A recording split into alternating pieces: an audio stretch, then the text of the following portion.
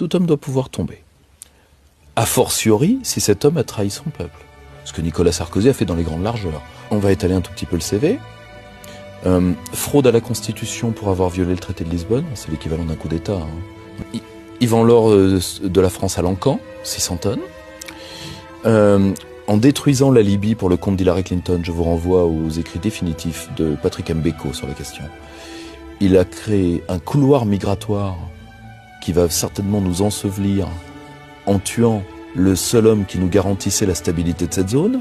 Il a humilié la France en Afrique en s'attaquant à Laurent Gbagbo et en faisant voir que les Français n'avaient pas de parole.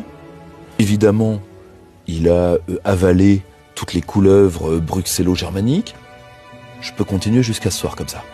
On a fait tomber Al Capone pour fraude fiscale, fraude dont il était coupable, mais qui était une peccadille par rapport à ce qu'il avait fait. Eh bien, Nicolas Sarkozy a eu une petite tape sur les mains, parce que ça sera une petite tape sur les mains et malheureusement pas plus.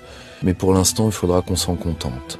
Troisième point, Nicolas Sarkozy, en fait, n'a pas du tout été condamné. Il a perdu un duel judiciaire un peu comme un duel de western face à un autre gang francophobe qui n'est pas le sien, mais qui est celui de la magistrature française.